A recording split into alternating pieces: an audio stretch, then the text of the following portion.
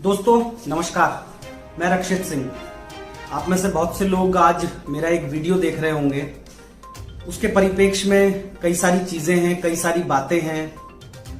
वहां मंच पर मैंने क्या कुछ कहा, कुछ लोग उसको किस तरीके से इंटरप्रेट कर रहे हैं, कुछ मिस इंटरप्रेट कर रहे हैं, कुछ मेरे संस्थान के बारे में बातें कर रहे हैं, कुछ मेरी भविष्य की प्लानिंग को लेके बातें कर रहे हैं।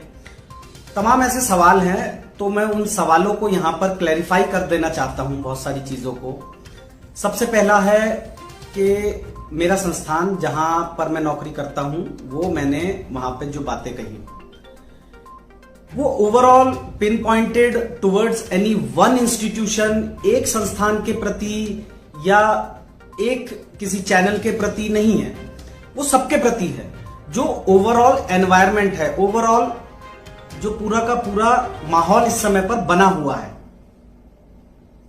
अब आप कहेंगे कि इसमें बात शायद आप घुमाने की कोशिश कर रहे हैं। ऐसा कतई नहीं है। मैं अपनी जो मनोस्थिति है वो बता देता हूं कि बीते 2-3-4 महीनों के दौरान किस तरीके की रही है।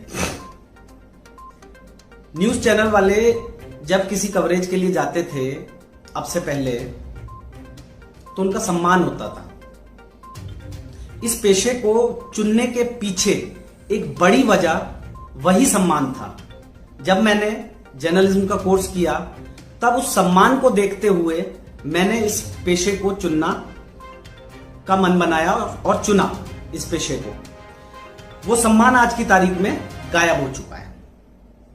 फील्ड में जाते हैं, कई बार स्थितियां, तमाम जो ऑर्गेनाइजेशन है उनके रिपोर्टर्स के सामने ये परिस्थितियां बन जाती हैं कि उनको अपनी आईडी हटानी पड़ती है।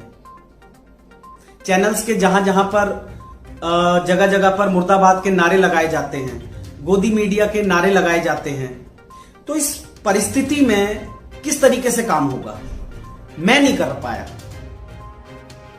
पाया उस काम को। झेला मैंने जब तक मैं झेल सकता था। शायद किसी के झेलने की लिमिट मेरे से भी पहले ओवर होता है कि क्या भाई ये सरकार के खिलाफ है या किसी चीज के खिलाफ है।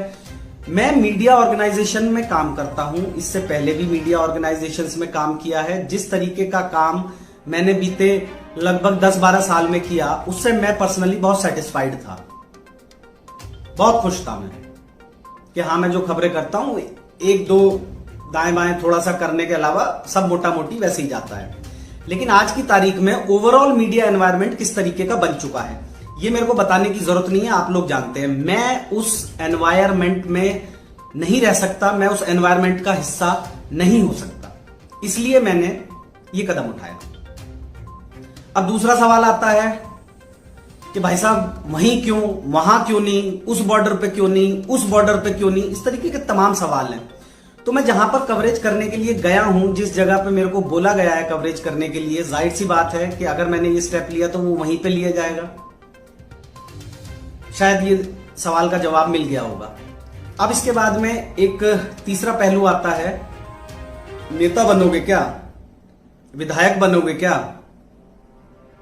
भाई साहब, मुझे आती है पत्रकारिता, जो मैंने लगभग 14-15 साल में की है, और शायद वही पत्रकारिता मैं आगे भी करना चाहूंगा। किसी के अगेंस्ट नहीं, किसी के बायस्ड नहीं, किसी के खिलाफ नहीं, किसी सरकार के विरोध में नहीं, किसी के पक्ष में नहीं। लेकिन जो फैक्ट्स हैं, जो जमीनी हकीकत है, जो आंखों से दिखाई दे रहा है, जो लोग बोल रहे हैं, जो लोग कह रहे हैं, वो मैं रिपोर्ट करूंगा, और वही मैं रिपोर्ट करना चाहता हूं, और वही पत्रकारिता है। किसी की भी साइड ले लेना, चाहे वो कोई भी पार्टी हो, कोई भी पक्ष हो, वो मेरा काम नहीं है। अगर किसान आंदोलन में कुछ गलत होता हुआ मेरे को दिखेगा तो जाहिर सी बात है कि मैं वो भी रिपोर्ट करूंगा। फैक्ट्स को रिपोर्ट किया जाता है, हमारा ये काम है। ओपिनियन बनाना मेरा काम नहीं है।